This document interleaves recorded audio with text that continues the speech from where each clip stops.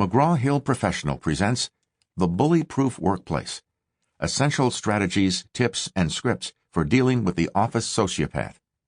Written by Peter J. Dean, M.S., Ph.D., and Molly D. Shepard, M.S., MSM. Narrated by Fred Filbrich. Prologue.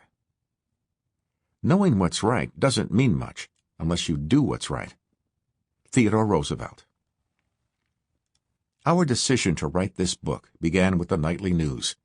It was November 2013, and Keith Olbermann was breaking the Bullygate story about the National Football League, NFL team, the Miami Dolphins. On an almost daily basis, Richie Incognito and two other fellow offensive linemen, John Jerry and Mike Pouncey, taunted Jonathan Martin, calling him names and using racist epithets, as well as derogatory and homophobic language. They made jokes about slavery and obscene statements about his sister, and they touched him improperly. The sociopathic bullying got so bad that Incognito even left threatening phone messages on Martin's phone. "Hey, what's up, you half," racial slur, piece of, expletive. "I saw you on Twitter. You have been training for 10 weeks. I want to, expletive, in your expletive mouth. I'm going to slap your expletive mouth. I'm going to slap your real mother across the face." Laughter. Expletive, you. "You're still a rookie. I'll kill you." You'd think that Martin, a 6'5", 312-pound football player, would be bully-proof and not be intimidated by this behavior. But the reality was that he had no idea how to deal with Incognito and his pals. Ultimately, Martin abruptly left the team on October 28, 2013, and checked himself into a hospital to receive psychiatric counseling for significant emotional distress. As the controversy unfolded, Leiden Murtha, another Dolphins player, told Olbermann what many people think. Playing football is a man's job, and if there is a weak link on the team, it has to be weeded out. It is the leader's job to take care of it. As Bullygate unfolded, the Miami Dolphins coaches at first denied knowing anything about the hazing or bullying. Eventually, though, Incognito was suspended, and the offensive line coach, Jim Turner, who allegedly had directed Incognito to toughen Martin up, was let go. As we watched the coverage of this bullying scandal, we were struck by the similarity between the lack of know-how in dealing with sociopathic bullying behavior in the locker room and the lack of know-how in dealing with it in the corporate world. Like many people who are bullied, Martin had no idea how to handle it, nor did anyone else, from his teammates and his coaches to the front office. For the NFL, being tough and aggressive is part of the job, and for that reason, some people were at first reluctant to label what Martin had suffered as bullying. But by the time the NFL and Ted Wells, the independent investigator, issued the report of the incident investigation in February 2014, sports commentators and the Miami Dolphins head coach Joe Philbin were discussing the case in terms of acceptable workplace behavior, rather than questioning who said what. Coach Philbin agreed to cooperate fully with the NFL's inquiry into the hazing allegations and to accept its findings. In a few short months, many in the media and in the sports world had come to see that what had happened to Jonathan Martin was, in fact, no different from the bullying incidents that we are called in as coaches to resolve again and again in traditional workplaces. For most of us, the term bullying conjures up the schoolyard, the big kid who picks on the smaller one, often with a posse of hangers-on serving as witnesses and backup. In fact, schoolyard bullying remains rampant. In 2012, the David Matthews Center for Civic Life reported that every 7 minutes a child is bullied on a school playground, and 85% of those incidents happen without an adult's intervening. It also found that 100,000 children have carried guns to school as a result of being bullied. Yet many assume that kids outgrow bullying behavior and that adults can withstand encounters with a bully. But as Jonathan Martin's story shows, nothing could be further from the truth. So what does it mean to be bullied by the office sociopath? According to the U.S. Department of Health and Human Services, bullying is defined by 3 elements. 1, there is an imbalance of power in which the bully uses his or her position to control or harm others. 2. The pattern of behavior is repeated and escalates over time. 3. The bully targets a person or group in a manner that is unwelcome by the targets. From our experience as executive coaches, however, we don't believe this framework goes far enough. Sociopathic bullying exists in a wide variety of behaviors that intimidate and shut down the productivity of others. We have categorized bullies into 4 types: the beliers, the blockers, the braggarts, and the brutes. Each type uses different bullying tactics and is dealt with differently. In the chapters that follow, we will deconstruct them and offer solutions for dealing with each type. We have written The Bully-Proof Workplace to share the antidotes we have developed over more than 3 decades in our executive coaching practice at the Leader's Edge, Leaders by Design. We offer proven strategies for ridding the workplace of sociopaths and the types of bullying they employ.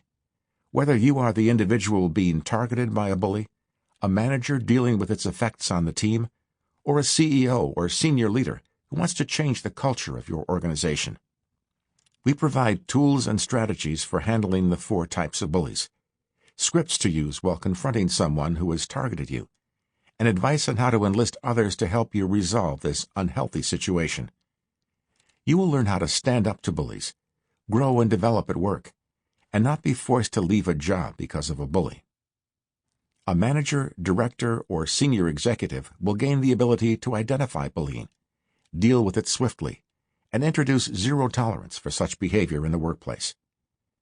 Executives willing to use a policy statement and support appropriate tenets of behavior will have a blueprint for doing so. Additionally, if you are a manager and have bullying tendencies that sometimes creep into your own interactions, we have recommendations and tips on how to monitor yourself. Readers at all levels will learn how to use active listening, how to engage with others respectfully to handle bullying situations, and how to create a productive culture in any workplace or organization. We spend 60% of our time at work. Having the majority of our lives negatively affected by bullying and functioning in a poor work culture are conditions no one should have to endure, and no leader should have in his or her organization. With the Bully-Proof Workplace, you won't have to.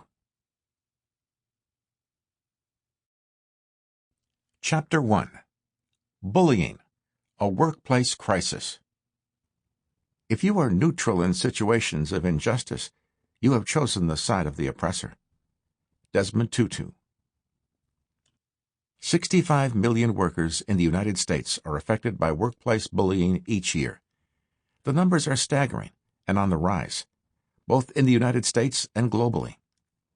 A study by Charlotte Rayner and her colleagues at the Manchester School of Management found that 1 in 4 people have been bullied at work. Perhaps not surprisingly, women are more often the targets than men. In her book, The Need to Say No, Jill Brooke reports that 1/3 more women than men are bullied. Roughly 1 in 4 American workers have said that they've dealt with bullying at some point, according to a 2014 survey by the Workplace Bullying Institute, WBI. And a study conducted by the National Institute for Occupational Safety and Health, NIOSH, found that 25% of the companies that participated reported some degree of bullying in the preceding year. The 2014 WBI survey indicated that 72% of American workers are aware that workplace bullying happens. 21% have witnessed it, and 27% have suffered from abusive bullying at work. The Society for Human Resource Management, SHRM, found 56% of U.S. employers do not have workplace bullying policies, although 35% of the U.S. workforce has reported being bullied at work. These statistics may surprise many, especially those who believe that bullying is a schoolyard phenomenon that we simply outgrow. We believe, however, that where bullying is concerned, there is a strong connection between schools and the workplace. Bullying behaviors exhibited by youths in schools eventually become habitual and move into the workplace. Bullying learned at work is showcased at home to children and thus makes its way back into schools. It is a vicious cycle. Teachers know that bullying exemplified in children's behavior at school is often a reflection of what their parents bring home from their work. The reality is that in the workplace, bullying takes on numerous different forms. Although 56% of workplace bullying is top-down, that is, a manager bullies a subordinate, more than 33% of bullying is between coworkers, and 11% is bottom-up. All too often, this repeated behavior leads to the targets leaving the company, whether because, like Jonathan Martin described in the prologue, they no longer can put up with the abuse, or because their performance suffers and they are let go. Yet corporate employers are still in denial about bullying. According to the WBI 2014, more than 56% of employers deny it exists, discount its effects, or rationalize the behavior. The loss of talent alone can take an enormous financial toll on an organization, because replacing a performer can cost 2 to 3 times that person's salary. More difficult to measure are the physical and mental health impairments caused by stress, as well as the social harm done within the organization when people have difficulty building meaningful and trusting relationships. What thrives in a workplace where bullying is tolerated is depression, anxiety, customer complaints, and litigation. The quality of work, productivity, employee loyalty, and engagement decline, and if the bullying is left unchecked, the bottom line of the organization is hurt. In our executive coaching practice, we have also seen that bullies sometimes select targets because of their proclivity to suggest ideas outside the normal boundaries of groupthink. That is, suggestions that may rock the boat or go against the opinions of the boss, which results in the loss of creativity and innovative thinking. In this chapter, we will define bullying and explore its impact in the workplace and its cost to businesses. Andrea Adams was one of the first researchers to use the term workplace bullying in her book Bullying at Work, which is based on her study of the mistreatment of bank employees. Her research showed that workplace bullying behavior includes a wide range of overt and covert behaviors of intimidation. The office sociopaths are insensitive to others, lack a social conscience, and are interested only in their personal needs and desires, without concern about their behavior toward others. They seldom feel guilt, and they do not think there is anything wrong in their bullying others. They see everybody else as outside of themselves.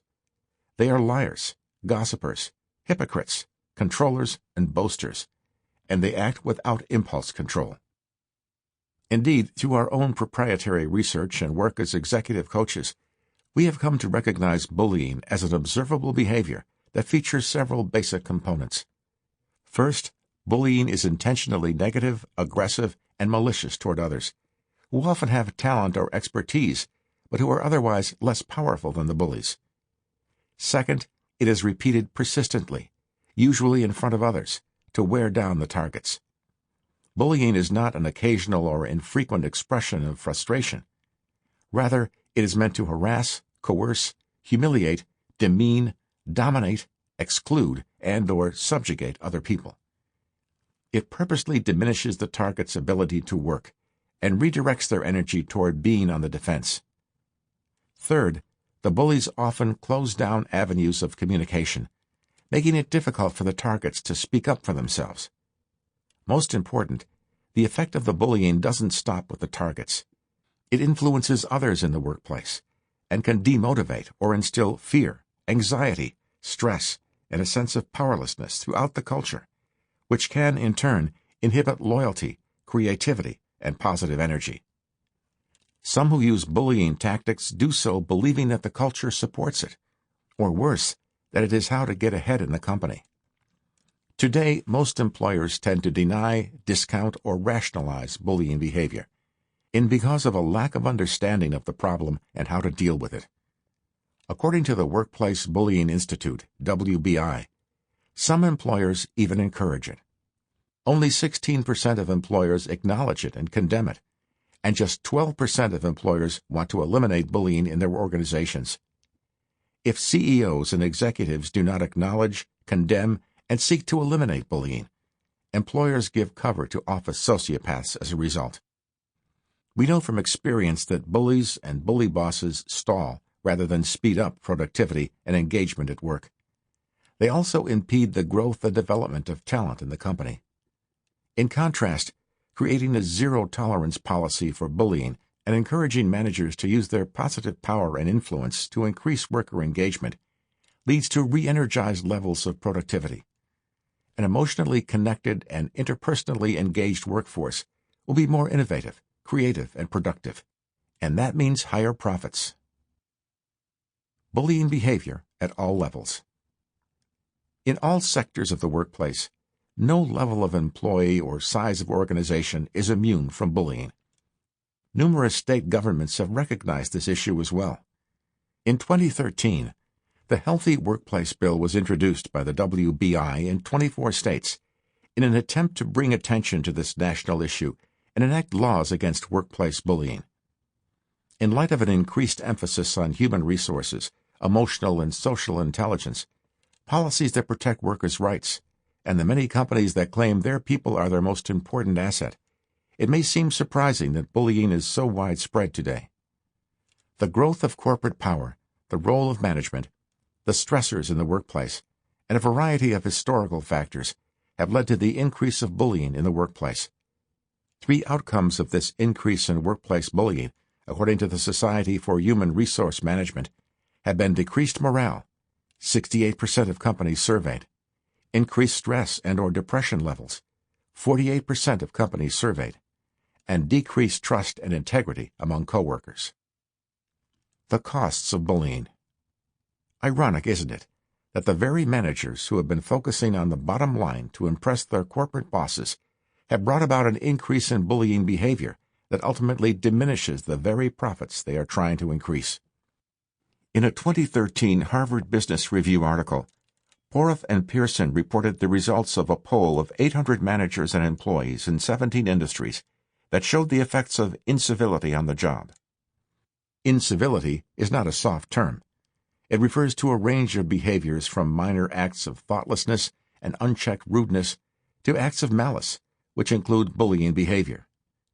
The consequences for those employees on the receiving end of the full range of incivility that Porath and Pearson suggest include the following. 48% intentionally decreased their work effort. 47% intentionally decreased the time spent at work. 38% intentionally decreased the quality of their work. 80% lost work time worrying about a bullying incident. 63% lost work time avoiding a bully who had offended them. 66% said that their performance declined. 78% said that their commitment to the organization declined. 12% said that they left their job because of the uncivil treatment. 25% admitted to taking their frustration out on customers. In 2011, Account Temps surveyed 150 executives and 1,000 senior managers from Fortune 1,000 companies, the 1,000 largest American companies ranked according to revenue, and asked them, what percentage of your time is wasted resolving staff personality conflicts? These senior leaders said that they spend an average of 18% of their time on these issues. That translates into more than 7 hours each week spent on resetting employee relationships, mending the consequences of incivility and bullying behavior, and getting work back on track.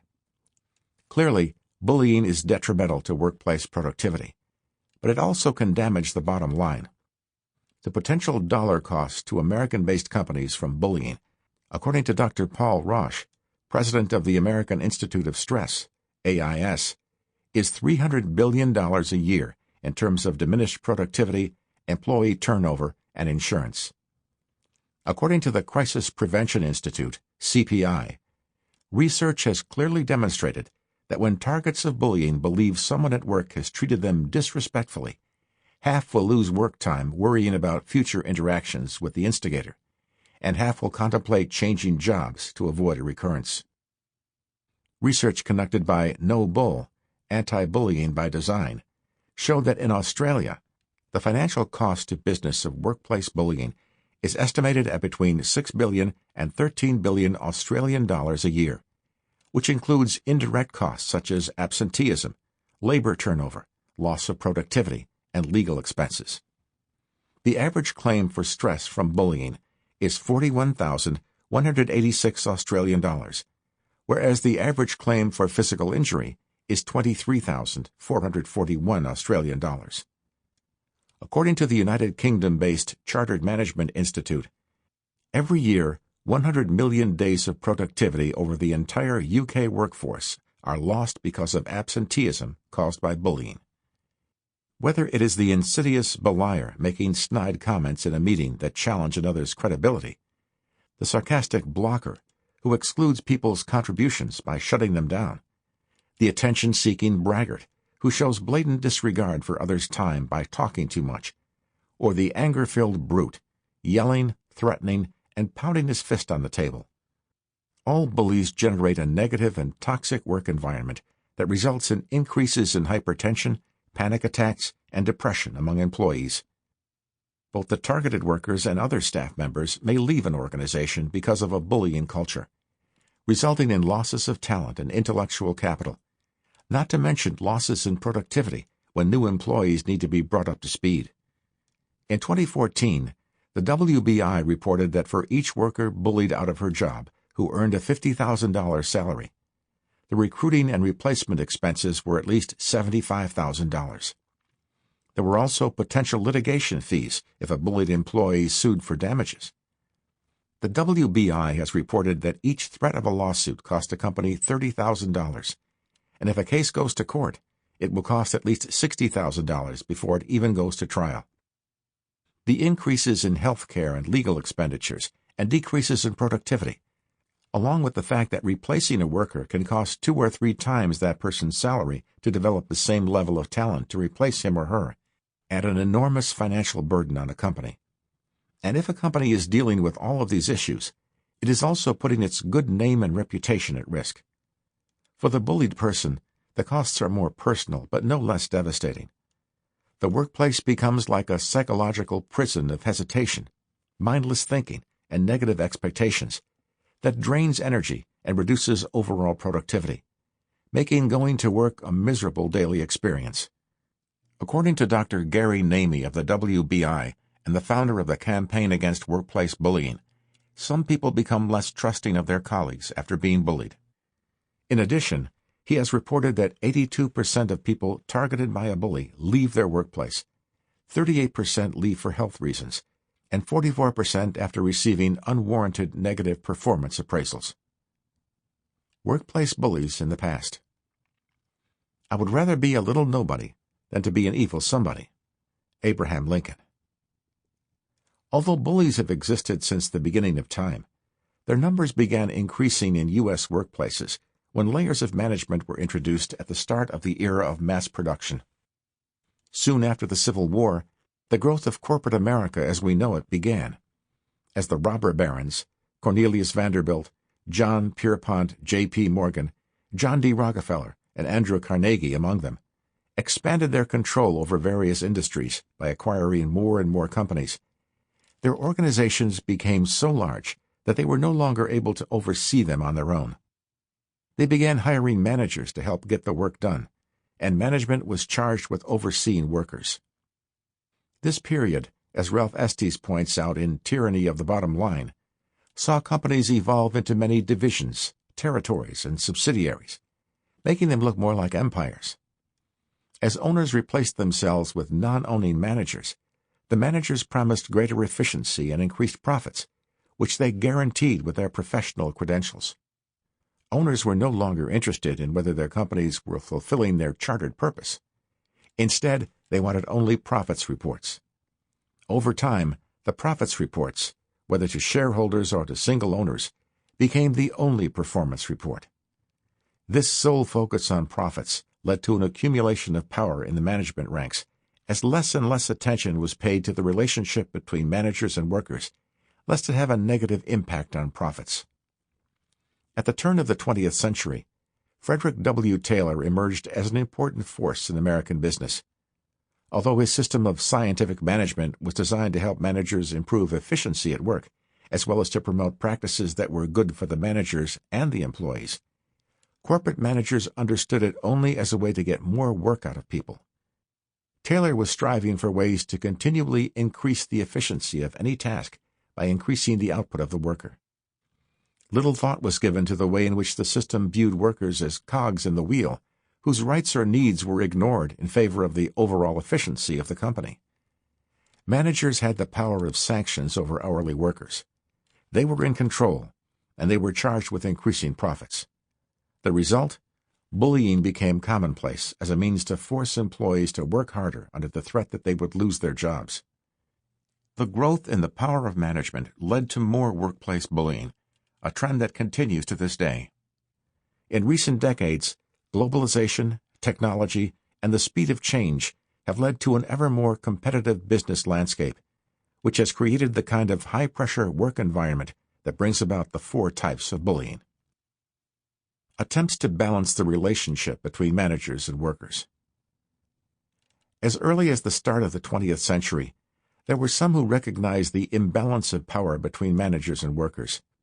Even Frederick Winslow Taylor, in his classic The Principles of Scientific Management, suggested ways in which managers and workers could cooperate to solve workplace problems together. In Taylor's view, both have a stake in cooperating. Management controls the playing field by scheduling who does what work when, and workers control quality, quantity, and costs. Taylor also believed that if workers were demotivated, the blame lay with management, not the employees. Frank and Lillian Gilbreth, both early adherents of Taylorism, broke from Taylor when it became obvious that Taylor found it unacceptable to consider the workers as people rather than as mechanical cogs in a wheel. The Gilbreths wanted managers and workers to team together to produce quality goods quickly and efficiently, but they wanted the process of work to include what was going on in the minds of the people doing the work. They wanted managers to lead their teams by using what we now call emotional and social intelligence, whereas Taylor favored enforcement by efficiency experts as the primary tool of management. During the Depression, the exploitation of workers became common. When work was hard to come by, workers became more tolerant of bullying managers. John Steinbeck's Pulitzer Prize-winning novel The Grapes of Wrath is a brilliant portrait of those desperate times. In reality, though, there were few Tom Joads who would risk losing their jobs by speaking up about the terrible working conditions the rank and file endured. Changes in the work culture. During World War II, a huge influx of women and minorities entered the workforce. Women shifted from working at home to lending a hand in heavy industry, filling in for the men who went to war. African Americans flocked northward in greater numbers in hopes of industry jobs. After the war, women didn't all leave the workplace, having discovered the benefits of working, and minority workers wanted to maintain the higher wages they'd begun enjoying with factory jobs in the North. In our research, many white men reported that it seemed as if women and minorities just showed up at work one day. In their minds, the fact that the men were there first was no small distinction, and many felt that every woman or minority kept a man out of the workforce who had already paid his dues, and that women and minorities had cut into the queue. Some men repressed their feelings of outrage, but others were vocal in their opposition and anger, often resulting in direct or indirect bullying. The 1979 film Norma Ray, based on the life of Crystal Lee Sutton, is a vivid example of the kind of bullying and intimidation women and minorities endured in the decades after World War II. More recently, a move to flatten organizational structures emerged in the 1980s and 1990s as a result of Michael Hammer and James Champy's theories of re-engineering. Organizational charts began to look like deflated triangles with a very wide base. They mostly resulted in matrix-managed organizations that still had many levels, but rather than there being one reporting structure leading up to the CEO, an employee's boss changed depending on the project to which he or she was assigned. This meant that employees often reported to several different managers. Managers, in turn, had a variety of teams whose members were sometimes borrowed from another line of reporting for a specific project. With workers seen as movable parts in a complex matrix, it was easy to have bullying behavior go unnoticed or be dismissed if it was reported. It was easy for a bully to hide in plain sight without drawing scrutiny. Globalization also created enormous changes in the workplace. The speed of change in business, particularly with the constant advances in technology and the flattening of the organizational structure, resulted in a workplace that was often stressful and intense. As massive layoffs in all kinds of companies became routine, workers at all levels no Sample complete. Ready to continue?